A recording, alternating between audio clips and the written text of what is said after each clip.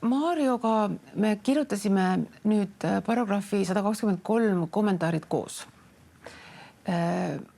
Mario kirjutab alati tuntud headuses ja kõige põhimõttelisemates asjades minu arust meil lahkarvamusi ei jäänud.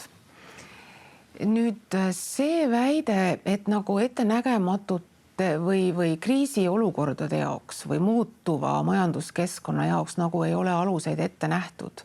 Sellega ma olen nagu osaliselt nõus, et tõepoolest nende seal näidisloetelus toodud muutmise aluste hulgas mõned siiski on. Võib-olla siis mitte piisavalt, et iseenesest ka muutuvas majanduskeskkonnas töötab see 10 ja 15%, ehk siis kui muudatus on piisavalt vähe tähtis, siis saab seda teha. Nüüd on küsitav, et kas muutuvas majanduskeskkonnas on pooled või hankija olnud piisavalt taiplik, et võib-olla kohe alguses muutmise aluseid ette näha lepingus. Jah, see on selline piiripealne, et kui majanduskeskkond on juba viletsaks läinud, siis üks hoolas hankija võiks selle peale tulla, et äkki, kui võimalik, siis muutmise alused lepingus ette näha.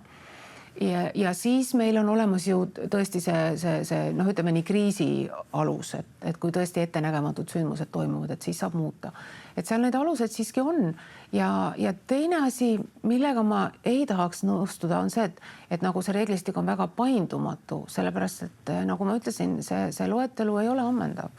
Et tegelikult võiks olla siiski neid võimalusi veel, mis ei lähe selle olulise muudatuse alla, isegi kui neid ei ole selles esimese lõike loetelus ette nähtud. Et ma võib-olla olen natuke vähem pessimistlik kui Mario.